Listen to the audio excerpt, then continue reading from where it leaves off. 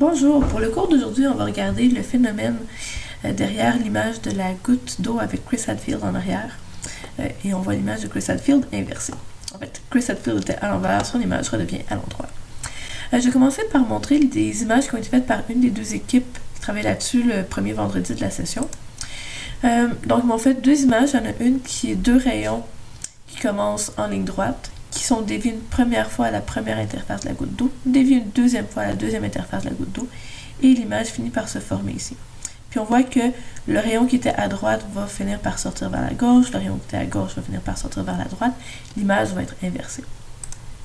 On peut aussi voir, il y avait une image avec une source ponctuelle. On peut voir qu'il y a une déviation à la première interface, déviation à la deuxième, puis tous les rayons qui viennent converger plus tard. Fait que c'est vraiment ça qui se passe en gros comme situation. Dans les notes de cours, dans vos diapositives, cette situation-là devait être étudiée via l'exemple des flèches derrière le verre d'eau. Ça, je vais vous demander de le faire en classe demain, donc c'est pas lui que je vais faire. Ce que je vais faire, c'est que je vais prendre un numéro de votre liste d'exercices qui est dans le chapitre 5, le numéro 4. En fait, je vais seulement faire la partie B, parce que la partie A est assez similaire à la partie B, donc je vais vous faire une seule fois la démarche. Donc, je vais prendre la situation avec l'objet qui est à 20 cm du centre d'une sphère de 4 cm de rayon. Autant que possible, je recommande toujours de se faire un schéma avec les valeurs qu'on peut mettre. C'est pas toujours évident, surtout pour les dioptres. Pour le reste, ça marche mieux. Les dioptres, c'est pas très facile de bien visualiser. Des fois, il faut s'aider de ce qu'on obtient avec les équations. J'ai décidé de lui faire des rayons en rouge. Ça va être des rayons qui divergent de l'objet.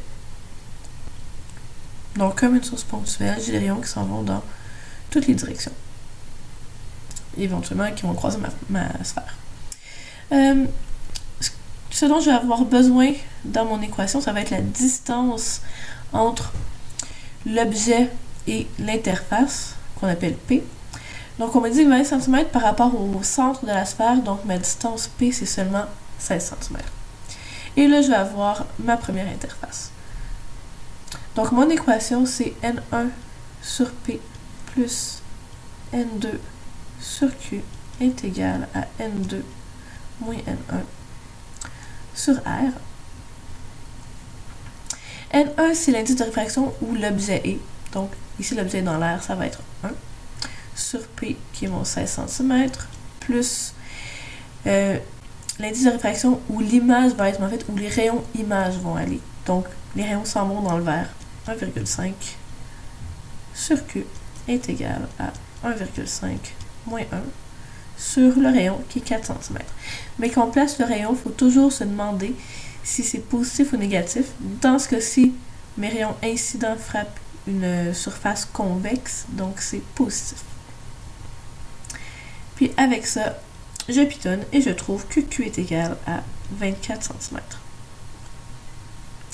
24 cm, ce que ça veut dire, c'est que mes rayons, après avoir frappé l'interface, sont allés converger quelque part de l'autre côté de ma sphère.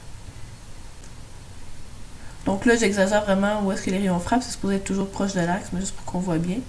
Je fais des rayons en haut et en bas. Mais la distance est vraiment par rapport à l'interface vis-à-vis ici.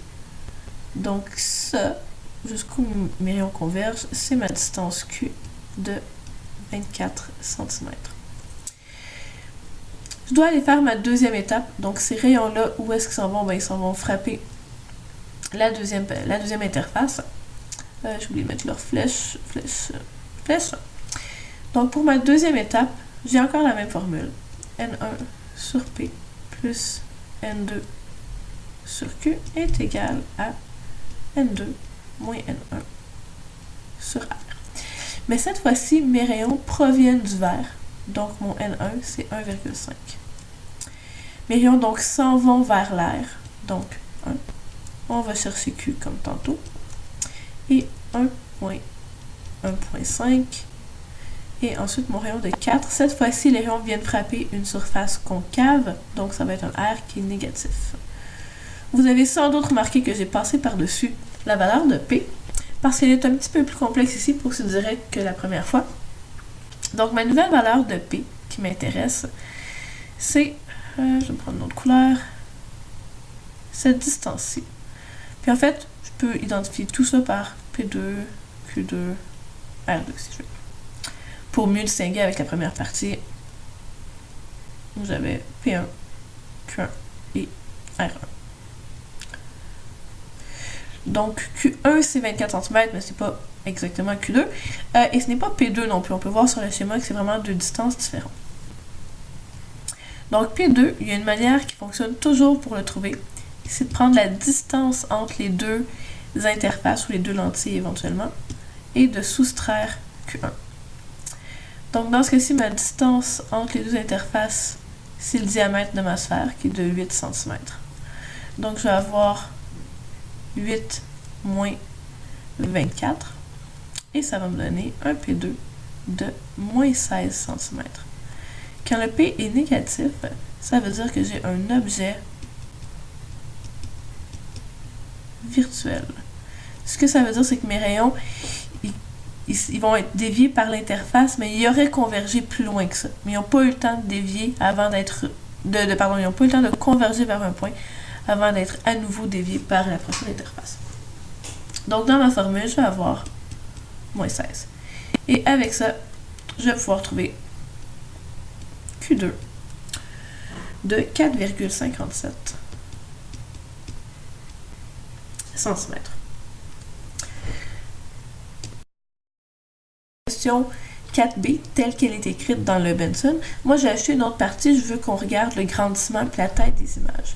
Donc, ce que je vais faire, c'est que je vais supposer que mon objet initial, dans ma tête, c'est le nez de Chris Hadfield. Il y avait une taille de 3 cm, ce qui peut être à peu près raisonnable pour un nez.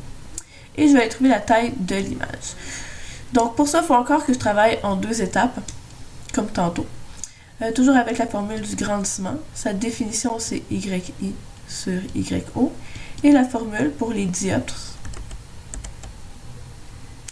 c'est moins N1 fois Q sur N2 fois P.